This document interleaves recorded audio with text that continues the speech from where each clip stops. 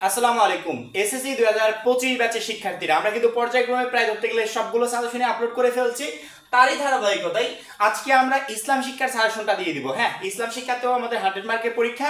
আমরা ইসলাম শিক্ষাতে একটা কমন বিষয় দেখতে পাই, আমি নিজেও পরীক্ষা দিয়েছি এবং এই যাবৎকালীন যতগুলো পরীক্ষা হয়েছে আমি একটা কমন বিষয় খেয়াল করেছি যে সাধারণত স্কুল পরীক্ষাগুলোতে সাপোজ তুমি টেস্ট পরীক্ষা দিচ্ছ, হ্যাঁ, টেস্ট পরীক্ষাতে তুমি ইসলাম শিক্ষাতে ভালো একটা রেজাল্ট করতে পারবে, স্কুলের টিচাররা তোমাকে ভালো নাম্বার দিবে, সুন্দরভাবে খাতা দেখবে, তুমি ভালোভাবে পরীক্ষা দিতে পারবে। কিন্তু এই সেম পরীক্ষাটা যখন বোর্ড পরীক্ষায় গিয়ে দিবে, পরবর্তীতে রেজাল্ট আসবে, দেখবে যে তোমার কল্পনার থেকেও খারাপ রেজাল্ট হয়েছে। তারা কিভাবে খাতা দেখে, কি সিস্টেম করে আমি জানি না, কিন্তু প্রায় বছরই দেখা যায় একটা শিক্ষার্থী স্কুল পরীক্ষাতে প্রত্যেকটা পরীক্ষায় ভালো রেজাল্ট করলো, বোর্ড পরীক্ষাতে গিয়ে ইসলাম শিক্ষায় কম নাম্বার পায়। সেক্ষেত্রে আমাদের টার্গেট থাকতে হবে মিনিমাম আমি 90 প্লাস নাম্বার ইসলাম শিক্ষাতে কনফার্ম করব, যাতে শিক্ষকরা যদি চেপে চেপে নাম্বার দেয়, কমিয়ে নাম্বারও দেয়, তারপরে যেন আমার এ প্লাসটা কনফার্ম থাকে, এ প্লাস যেন মিস না হয়। যদি ভালো শিক্ষকের হাতে খাতা পড়ে সেক্ষেত্রে কোনো চিন্তাই নেই। আমাদের টার্গেট থাকবে যে আমরা 90 প্লাস নাম্বার উঠাবো। ইসলাম শিক্ষায় সম্ভব, খুবই ইজি ভাবে তুমি 90 প্লাস নাম্বার উঠাতে পারবে। ঠিক আছে, ইসলাম শিক্ষায় আমাদের টোটাল চ্যাপ্টার আছে কয়টা? 5টা চ্যাপ্টার আছে। 5টা চ্যাপ্টার থেকে প্রশ্ন আসবে কয়টা? 11টা আসবে। লিখতে হবে কয়টা? 7টা লিখতে হবে। ও হ্যাঁ, আরেকটা গুরুত্বপূর্ণ কথা, আমাদের সামনে পরীক্ষা আসলেই, বোর্ড পরীক্ষা আসলেই আমরা খুঁজতে থাকি 24 সালে কি প্রশ্ন আসছিল, সেই কোশ্চেনটা কই, 23-এ কি আসছিল, 22-এ কি আসছিল, এই ধরনের প্রশ্ন খুঁজতে থাকি।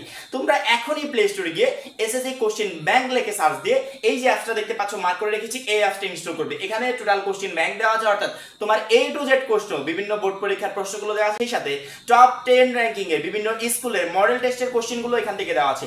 এই অ্যাপসটা ডাউনলোড করে রাখলে তোমার A+ পাওয়ার কাজটা অনেকটাই সহজ হয়ে যাবে। এই অ্যাপস থেকে তুমি তোমার বেস্ট প্রিপারেশনটা নিতে পারবে। আমি ভিডিও ডেসক্রিপশনে লিংক দিয়ে রাখবো, চাইলে এই লিংকে ক্লিক করে অ্যাপসটা ডাউনলোড করে নিতে পারো। তুমি যদি 3 থেকে 4টা অধ্যায় কমপ্লিট করে যাও, তারপরে তোমার 7 সেট প্রশ্ন ইজিলি কমন থাকবে। ঠিক আছে, আমাদের 100 মার্কের পরীক্ষা হবে, যেখানে সিকিউতে থাকবে 70, এমসিকিউতে থাকবে 30। আমাদের প্রথম যে অধ্যায়টা আছে সেটা হচ্ছে আকাইদ ও নৈতিক জীবন। আমরা এক্সট্রা কোনো কথা বলবো না, মূলত সাজেশন দেওয়ার জন্য আসি। সাজেশনটা রেডি করবো, তোমাদের কাছে দিয়ে দিব, তোমরা জাস্ট প্রিপারেশনটা শুরু করে দিবে। ঠিক আছে, এবং পূর্ববর্তী সাজেশনগুলো যারা এখনো দেখো নাই, তারা এখনই গিয়ে যে সাবজেক্টে সাজেশন দরকার সেটা লিখে ইউটিউবে লিখে আমাদের channel Sohel Rana official channel লিখে সার্চ দিবে, দেখবে আমাদের সাজেশনগুলো চলে আসছে। এবং এমনিতে সার্চ দিলে আমাদেরগুলো সামনের দিকে আসে। যদি কারো ক্ষেত্রে না আসে, সেক্ষেত্রে সাজেশনের নামটা লিখে লাস্টে লিখবে সোহেল রানা অফিসিয়াল। আমাদের সাজেশন থেকে প্রিপারেশন নিও, ইনশাআল্লাহ তোমার 100% প্রশ্ন পরীক্ষায় কমন থাকবে। ঠিক আছে, আকাইদ ও নৈতিক জীবন, যেহেতু আমাদের 5টা চ্যাপ্টার থেকে প্রশ্ন আসবে 11টা, সেক্ষেত্রে প্রায়গুলো অধ্যায় থেকে 2 সেট করে প্রশ্ন আসার সম্ভাবনা আছে, এবং কোন অধ্যায় থেকে আবার 3 সেট প্রশ্ন আসার সম্ভাবনা আছে। প্রথমত আমরা দেখে নিব যে কোন অধ্যায় থেকে কয় সেট প্রশ্ন হবে। আকাইদ ও নৈতিক জীবন, এখান থেকে মাস্ট বি 2 সেট প্রশ্ন তোমরা পাচ্ছ। 2 নাম্বার অধ্যায় শরীয়তের উৎস, এখান থেকেও 2টা প্রশ্ন তোমরা পাচ্ছ। 3 নাম্বার অধ্যায় ইবাদত, এখান থেকেও 2টা প্রশ্ন তোমরা পাচ্ছ। 4 নাম্বার অধ্যায় আখলাক, এখান থেকেও 2টা প্রশ্ন পাবে। 5 নাম্বার অধ্যায় আদর্শ জীবন চরিত্র, এখান থেকেও 2টা প্রশ্ন পাবে। তাহলে কয়টা হলো? 10টা প্রশ্ন হলো। পরীক্ষা আসবে কয়টা? 11টা প্রশ্ন হলো। আর একটা প্রশ্ন আসবে কোন জায়গা থেকে? হ্যাঁ, আরেকটা প্রশ্ন যদি দেয় সেক্ষেত্রে দিতে পারে 2 নাম্বার অধ্যায় থেকে, 3টা আসতে পারে। এবং আমাদের আখলাক অধ্যায়, এই 2টা অধ্যায়ের যে কোনো একটা অধ্যায় থেকে 3 সেট প্রশ্ন আসবে। বাদ বাকি সবগুলো অধ্যায় থেকে 2টা করে প্রশ্ন আসবে। তুমি যদি 2 নাম্বার অধ্যায়, 4 নাম্বার অধ্যায় 2, 3, 4 পড়ো, তোমার 7 সেট প্রশ্ন ইজিলি কমন থাকবে এই 3টা অধ্যায় পড়লে। বাদ বাকি অধ্যায় পড়ার প্রয়োজন নাই, 2, 3, 4 পড়লে 7 সেট প্রশ্ন কমন থাকবে। ঠিক আছে, সেক্ষেত্রে আবার যদি মনে করো যে না আমি এখান থেকে 4 নাম্বার অধ্যায় বা 2 নাম্বার অধ্যায় পড়তে যাচ্ছি না, বাদ দিতে যাচ্ছি, সেক্ষেত্রে তোমাকে 4টা অধ্যায় পড়তে হবে। 1, 2, 3, 4। আমি বলছি না যে অন্যান্য 3টা অধ্যায় পড়লে 7 সেট প্রশ্ন কমন থাকবে না, কিন্তু একটু রিস্ক হয়ে যায়। আমরা তোমাদেরকে 2, 3, 4 কেন পড়তে বলছি? যে প্রশ্ন যদি 3টা আসে, হয় 2 থেকে আসবে, নয়তো বা 4 নাম্বার অধ্যায় থেকে আসবে। সেই ক্ষেত্রে এই 3টা অধ্যায় যে কোনো একটা অধ্যায় থেকে যদি 3 সেট প্রশ্ন হয়, বাদ বাকি অন্য অধ্যায়গুলো থেকে যদি 2টা করে হয়, তাহলে 7 সেট প্রশ্ন তুমি কমন পাচ্ছ, অর্থাৎ মিস হওয়ার সম্ভাবনা নেই। এই 3টা অধ্যায় থেকে প্রশ্ন আসবে কয়টা? 7টা। ঠিক আছে, এই 3টা অধ্যায় পড়লে তোমাদের হবে। এবং এখানে আরেকটু কথা বলে রাখি, সেটা হচ্ছে 2 নাম্বার অধ্যায় শরীয়তের উৎস। এখানে দেখবে অনেক হাদিসের কথা বলা আছে, বিভিন্ন সূরার কথা বলা আছে। সেই ক্ষেত্রে এই অধ্যায়টা তোমরা অবশ্যই তোমাদের পড়ার রুটিনে রাখবে। যে অধ্যায় থেকে প্রশ্ন আসলে আমি লিখবই। কেন লিখবে? সাধারণত সৃজনশীল লিখলে আমরা যত ভালোভাবে লিখি, একটা শিক্ষক 10-এ 10 দিতে গেলে একটু নাকশিট কই যে 10-এ 10 দিয়ে দিব, সেক্ষেত্রে 9 দেয়, অনেকে 8 দেয়। 10-এ 10 যে দেয় না এমনটা না, অনেক শিক্ষক ভালো, তারা 10-এ 10 দেয় একটা শিক্ষার্থীকে, যদি ভালো লিখতে পারো।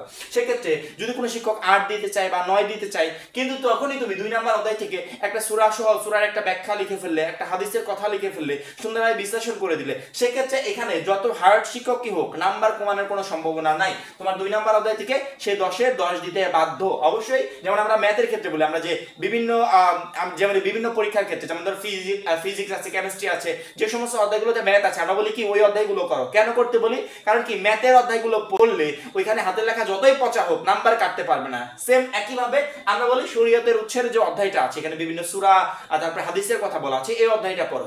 এইটা সুন্দরভাবে গুছিয়ে লিখতে পারলে এখান থেকে 1 নম্বরও কেউ কাটতে পারবে না, পুরো নাম্বার তুমি পাবে।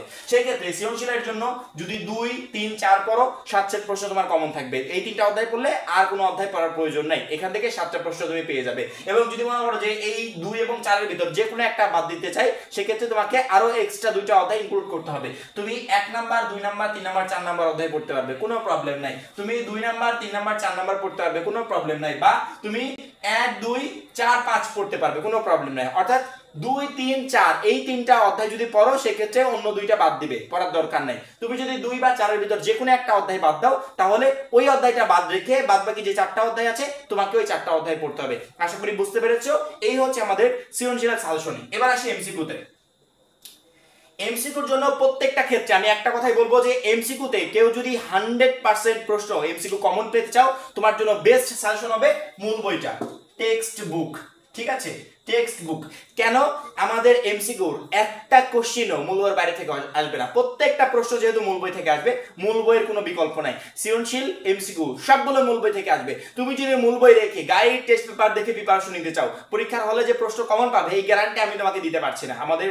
আমাদের এই গাইডলাইনটা ফলো করে প্রতি বছর শিক্ষার্থীরা প্রিপারেশন নিয়ে যায়, সেক্ষেত্রে 100% এমসিকিউ তার কমন থাকে। প্রথমত প্রত্যেকটা অধ্যায়, মনে করো আকাইদ ও নৈতিক জীবনের অধ্যায়টা তুমি পড়লে, তোমার প্রথম কাজ হবে সুন্দর করে A to Z আন্ডারলাইন করবে। এখন যে লাইনগুলো আন্ডারলাইন করছো না, এই আন্ডারলাইন করা লাইনগুলোই ফাইনাল পরীক্ষার আগ পর্যন্ত তোমাকে হেল্প করবে। তুমি ফাইনাল পরীক্ষার দিন সকালবেলাও এই লাইনগুলো থেকে প্রিপারেশন নিয়ে পরীক্ষার হলে যাবে, দেখবে ওইগুলাই আসছে। প্রথমত তোমার কাজ হবে প্রত্যেকটা চ্যাপ্টার A to Z সুন্দরভাবে আন্ডারলাইন করবে। আন্ডারলাইন করার পরবর্তীতে 5 বার 10 বার করে রিভাইজ দিবে। যখনই 5 বার 10 বার রিভাইজ দেওয়ার পরবর্তীতে মোটামুটি অধ্যায় ভিত্তিক একটা ধারণা চলে আসছে, তখন কি করবে? তোমার গাইড বা টেস্ট পেপারে যে অতিরিক্ত এমসিকিউ গুলো দেওয়া আছে, ওইগুলো থেকে তুমি তোমার প্রিপারেশন নিবে। কিন্তু ওইগুলো পরে পরীক্ষার হলে যেও না, ওইগুলো থেকে প্র্যাকটিসটা যাচাই করবে যে মূল বইটা যে 10 বার রিভাইজ দিলাম, এখন দেখি তো কেমন পারছি। যদি দেখো যে না ভালো পারছো, কোনো প্রবলেম হচ্ছে না, সেক্ষেত্রে বুঝবে এমসিকিউ এই বইয়ের যেখান থেকে আসুক তোমাকে আটকাতে পারবে না, ইজিলি অ্যান্সার করতে পারবে। যদি দেখো না বেঁধে বেঁধে যাচ্ছে, প্রবলেম হচ্ছে, সেক্ষেত্রে বুঝবে প্রিপারেশনে এখনো ঝামেলা আছে। আরেকবার ফেরত আসবে, আবারও 5-10 বার রিভাইজ দিয়ে পরবর্তীতে আবার ফেরত যাবে, দেখবে একটা এমসিকিউ পাচ্ছে না। তুমি A to Z এমসিকিউর অ্যানসার করে পরীক্ষার হল থেকে বেরিয়ে আসতে পারবে। অর্থাৎ তোমার ইসলাম শিক্ষাতে A+টা কনফার্ম থাকবে। এর অতিরিক্ত মাতবারি করে যদি অন্যভাবে কেউ কোনো প্রিপারেশন নিতে যাও, তার দায়ভার আমি গ্রহণ করব না। এইভাবে প্রিপারেশন নাও, ইনশাআল্লাহ সবগুলো এমসিকিউ তোমার কমন থাকবে। এবং রিডিং করার আরো সুফল আছে। তুমি সৃজনশীলে ক এবং খ নাম্বার প্রশ্ন লিখবে, তোমার ক এবং খ নাম্বারের জন্য প্রিপারেশন হয়ে যাবে। গ ঘ লেখার জন্য একটা অধ্যায় ভিত্তিক যে জ্ঞান থাকা দরকার, যখন তুমি রিডিং করবে ওই জ্ঞানটাও তোমার অর্জন হয়ে যাবে। অর্থাৎ তুমি মূল বইটা আন্ডারলাইন করলে, রিডিং পড়লে, 5 বার 10 বার 15 বার 20 বার রিভাইজ দিলে, সেক্ষেত্রে সৃজনশীল প্লাস এমসিকিউ তোমার 100% কমন থাকবে। যেহেতু মূল বইয়ের বাইরে থেকে প্রশ্ন হবে না, সেক্ষেত্রে মূল বই রেখে অতিরিক্ত কিছু করার প্রয়োজন নেই। আমরা মূল বইয়ের উপর ফোকাস করবে, ইনশাআল্লাহ মূল বই থেকেই আমাদের টোটাল 100% প্রশ্ন কমন থাকবে। এই হচ্ছে আমাদের ইসলাম শিক্ষা সাজেশন। আমরা পরবর্তীতে 1 by 1 আর যে কয়েকটা সাবজেক্টে সাজেশন বাদ আছে, খুব শীঘ্রই 2-1 দিনের ভিতরে আমরা আপলোড কমপ্লিট করে ফেলবো। শুধুমাত্র সাজেশন না, এসএসসি 25 সম্পর্কিত সকল গুরুত্বপূর্ণ আপডেট আমাদের এই চ্যানেল থেকে দেওয়া হবে। অর্থাৎ এই চ্যানেলের সাথে লেগে থাকলে এসএসসি 25 ব্যাচের কোনো কিছু নেই, তোমাকে টেনশন করতে হবে না। এখন এই পর্যন্তই। পরবর্তী ভিডিওর জন্য চ্যানেলটা সাবস্ক্রাইব করে রাখবে। সবাই ভালো থাকবে, সুস্থ থাকবে। আল্লাহ হাফেজ।